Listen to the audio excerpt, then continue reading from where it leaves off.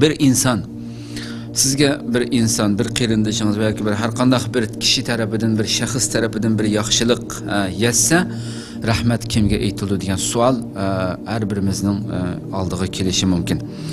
Rahmat zodi kimga aytildi bu vaqtida? Kimga rahmat aytamiz degan bir savol keladi. Javob shuki, shaksizki faqat va faqat Alloh subhanahu va taologa aytildi. Javob faqat va faqat Alloh subhanahu va taologa rahmat aytildi.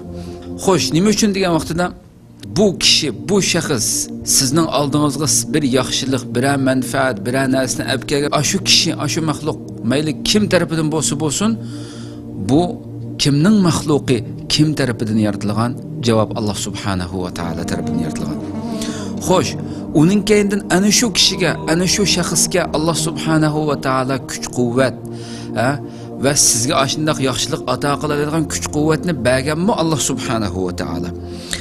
Va siz uchun xizmat qildirib bergan shu shaxsni nurg'unlagan bandalarning ichidan boshqasi uchun emas, balki sizni tanlab siz uchun xizmat qildirib bergan Rabbimiz yanada Alloh subhanahu va taolodir.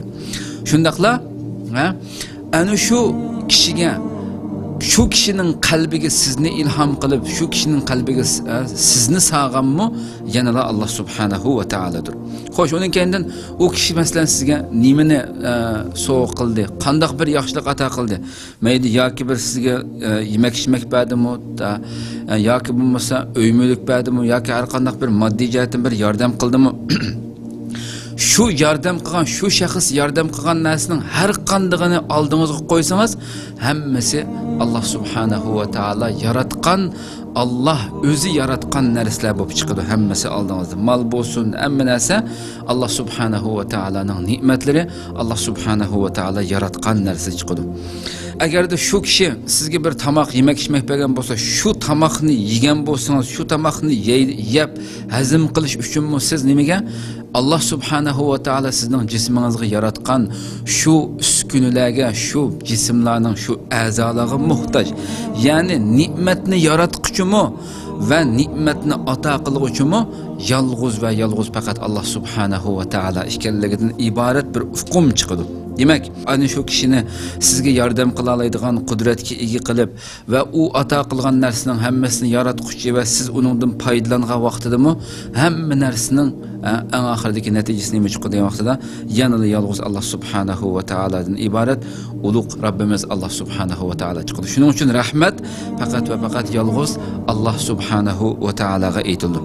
Xo'sh, endi rahmatni faqat Rabbimiz Alloh subhanahu va taologa aytiblam, uning keyindan bizga yaxshilik qilgan bu kishiga rahmat aytmaymizmi? Rahmatimizni bildirmaymizmi degan vaqtida? Yo'q.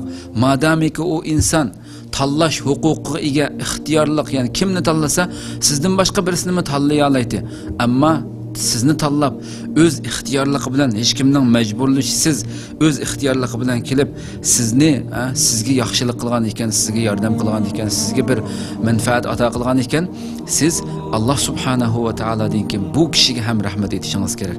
Bu kishi ham sizning rahmatingizni haq qozongan, sizning rahmatingizga erishishga loyiq bo'lgan kishi bo'ldi. Chunki o'z ixtiyorligi bilan qilganligi uchun. Oldi bilan Allohga rahmat aytasiz, uning keynidan u kishiga rahmat aytishimiz kerak. Shuning uchun rahmat aytgan vaqtimizda Allohga va paloniga deb rahmat etmaymiz hargizmi.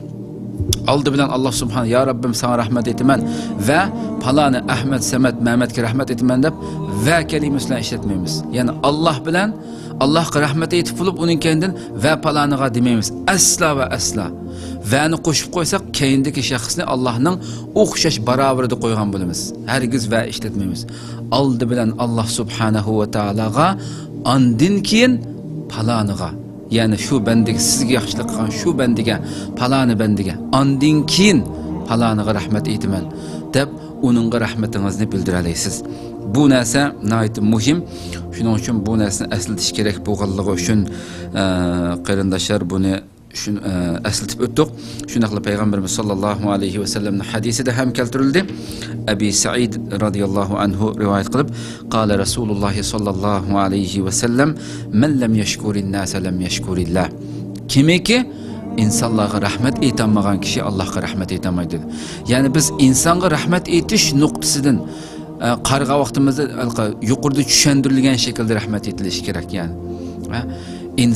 İnsanning qilgan yaxshiligiga ham rahmat aytishimiz kerak. Lekin eng oldi bilan Rabbimiz Alloh subhanahu va taologa ana shu yuqorida so'zlab o'tilgan mafhum tushuncha bo'yicha har bir ne'matning, har bir yaxshilikning faqat va faqat uning ato qilguvchisi, bizga apkaguvchisi, hamma birdan-bir sababchisi bo'lgan, birdan-bir ato qilguvchisi bo'lgan Rabbimiz ekanligiga %100 iymon bilan qalbimiz shu Rabbimizga bo'lgan suyunish, shu Rabbimizga bo'lgan hamdu sanodan keyin, ondan keyin shu ne'matning bizga yetib kelishiga vasila bo'lgan shu shaxs Ahmad Samad Mamatlarga ondan keyin sana rahmat aytaman, rahmatimni bildiraman deb